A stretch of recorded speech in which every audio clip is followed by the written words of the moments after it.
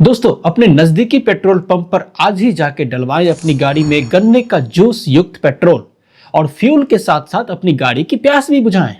भाइयों और बहनों, एक तरफ से गन्ना डालूंगा तो दूसरी तरफ से पेट्रोल निकालूंगा।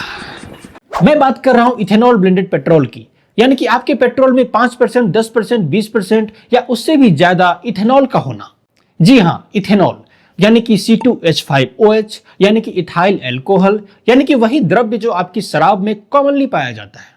क्यों भाई, मेरी पेट्रोल में शराब क्यों मिला रहे हो? इथेनॉल एक क्लीन और रिन्यूएबल फ्यूल का काम करता है जो कि वातावरण में कार्बन डाइऑक्साइड इमिशन को कम करता है और पर्यावरण को कम हानि पहुंचाता है। रिसर्च के अनुसार जो ज्यादातर एयर पॉल्यूशन होता है वो व्हीकुलर पॉल्यूशन से फैलता है। तो ग्रीन हाउस गैसेज कम होगी, ओजोन हील होगा, बर्फ कम पिघलेगी, सागर का जलस्तर ज्यादा नहीं बढ़ेगा और हमारी धरती जलमग्न होने से बच जाएगी, वगैरह वगैरह। और हमारे किसानों को भी फायदा होगा क्योंकि इथेनॉल के इंग्रेडिएंट्स किसानों से खरीदे जाएंगे, ऐसा सरकार का मानना है। और तो और हमारा पेट्रोलियम इंपोर्ट का लोड भी कम होगा जिससे सरकार को राजस्व की प्राप्ति होगी। सारी अच्छी बातें हैं, लेकिन कॉस्ट भी तो है।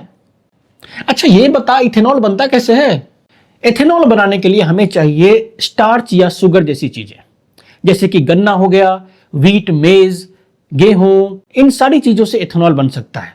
भारत के बायोफ्यूल पॉलिसी का एम था कि 2030 तक 20% इथेनॉल पेट्रोल में डाल के हम बेचेंगे, लेकिन इसे 5 साल पहले ही इंप्लीमेंट कर दिया गया और सरकार ने अपनी पीठ थपथपा ली। अब तकरीबन हर पेट्रोल पंप पे 20% इथेनॉल के साथ पेट्रोल मिल रहा है, बिना किसी लेवल के। अब लोगों या ऑटोमोबाइल मैन्युफैक्चरर्स की माने तो जो गाड़ियां E20 यानी 20% इथेनॉल वाला पेट्रोल के कंपैटिबल नहीं है, उनके इंजन की लाइफ कम होने की संभावना है, स्पेयर पार्ट्स पे जंग लगने की संभावना है और लोगों ने रिपोर्ट किया है कि उनकी कार की माइलेज कम हो गई है। अब जिन लोगों की कार E20 कंपैटिबल नहीं है, यानी सिर्फ E5 या E10 कंपैटिबल है, तो उनके तो लग गए। मेरे तो लग गए। 2023 से पहले की लगभग सारी गाड़ियां E20 कंपैटिबल नहीं है, यानी कि 65 से 70% गाड़ियां जो देश में इस वक्त चल रही है वो E20 के लायक है ही नहीं। तो मिला जुलाकर बात यह है कि खर्च तो आम आदमी का होगा और कमाएगी सरकार और इथेनॉल बनाने वाली कंपनियां। अब जब लोगों ने ट्विटर पर आवाज उठाना शुरू किया, जो कि आज के समय में रेयर है, तो मिनिस्ट्री ऑफ पेट्रोलियम की तरफ से वही घिसा पीटा जवाब, these claims are unfounded, baseless, misleading, foreign conspiracy, etcetera etcetera. Modi ji, नोटबंदी के बाद स्मॉल इंडस्ट्री खत्म हो गई, अनफाउंडेड। रफाल विमान, बेसलेस। कोविड को सीरियसली लेना चाहिए, मिसलीडिंग। फॉरेन पॉलिसी का कुछ करो, एंटी नेट। अबे मेरा टेलीप्रॉम्प्टर किसने बंद किया? अब जैसे नोटबंदी में नए नोट तो प्रिंट हो गए, लेकिन वो पुराने एटीएम में फिट ही नहीं बैठ रहे थे। ठीक उसी तरीके से E20 तो पूरे देश में लागू कर दिया गया, लेकिन जो पुरानी गाड़ियां हैं, यानी कि 2023 से पहले की गाड़ियां हैं, वो गाड़ियां उसकी कंपैटिबल ही नहीं है।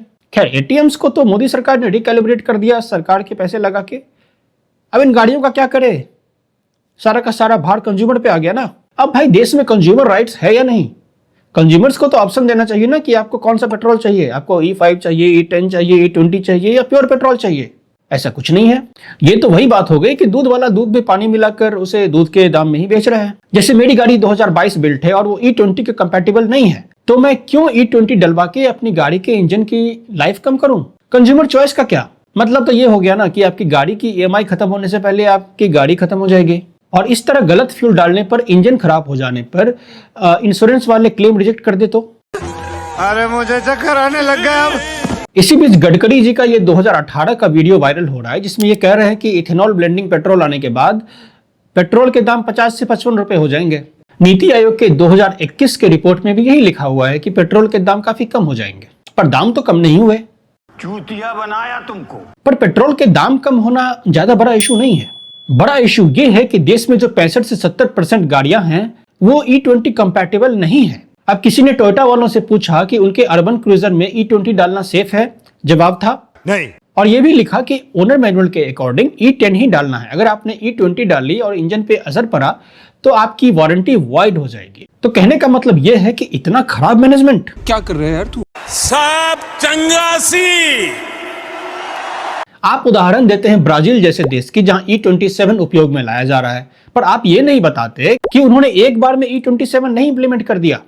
फेज्ड अप्रोच अपनाया उन्होंने। अगर E27 वो डाल रहे हैं तो कहीं ना कहीं E10 भी डाल रहे हैं, E5 भी डाल रहे हैं। कंज्यूमर के पास ऑप्शन है कि वो क्या चाहते हैं, पर यहाँ तो कोई ऑप्शन नहीं है। यहाँ तो कार या बाइक ओनर्स को फोर्सिवली आप E20 डालने को बोल रहे हैं। नीति आयोग ने भी E10 को कंटिन्यू करने के लिए स्ट्रांग रिकमेंड किया था, लेकिन आप अपने ही नीति आयोग की नहीं सुन रहे हैं, ऊपर से आप E27 लागू करने की बात कर रहे हैं। अच्छा एक काम करो ना, आप पूरा E100 ही इंप्लीमेंट कर दो, यानी कि प्योर अल्कोहल। लेकिन गाड़ियां भी तो अल्कोहल के लायक होनी चाहिए ना।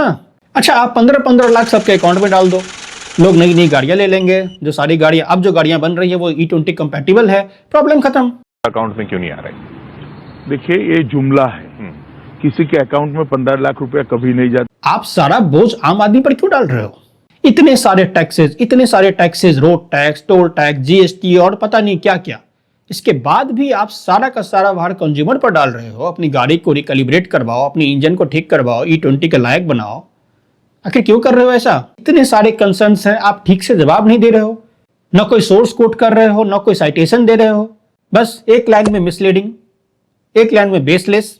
कौन सा एजेंडा चला रहे हो आप? किसको फायदा पहुंचा रहे हैं, किसानों को या इथेनॉल वाली फैक्ट्रियों को? अच्छा बता दूं कि नितिन गडकरी और उनकी फैमिली के पास 17 शुगर मिल्स हैं जो इथेनॉल भी प्रोड्यूस करती हैं। अब आगे क्या ही कहना, ये जरूर कहना चाहूंगा कि हम अपने राइट्स भूल गए हैं। आजकल ज्यादातर लोगों को लगता है कि सरकार जो करती है वो नेशनल इंटरेस्ट में होता है, और हम यही मात खा जाते हैं। मेरे ख्याल से अपोजिशन को यह मुद्दा जोर शोर से उठाना चाहिए। कमेंट्स में बताइए क्या आपकी गाड़ी भी अफेक्टेड है, आप क्या सोचते हैं? नए टेक्नोलॉजीज जो वातावरण को, जो पर्यावरण को सुंदर बनाए, साफ सुथरा बनाए, पॉल्यूशन कम करे, वो आप बिल्कुल कीजिए, लेकिन थोड़ी मैनेजमेंट भी तो सीखिए। किसी भी चीज को ऐसे धड़ल्ले से इंप्लीमेंट नहीं किया जा सकता। आपको उसके प्रोज एंड कॉन्स मेजर करने चाहिए। आपको एक फेज्ड अप्रोच अपनाना चाहिए। हर पेट्रोल पंप पर आप कंज्यूमर को चॉइस दें कि आप कौन सा पेट्रोल लेंगे, 20% वाला लेंगे या 10% वाला लेंगे या 5% वाला लेंगे। ये हर कंज्यूमर का राइट है। इथेनॉल ब्लेंडेड पेट्रोल प्रोग्राम अच्छी चीज है, लेकिन इसको इंप्लीमेंट करने में तो अपनी समझदारी का परिचय दीजिए। चलिए मिलते हैं अगले वीडियो में। अगर ये वीडियो अच्छा लगा हो तो चैनल को सब्सक्राइब करना मत भूलना। धन्यवाद।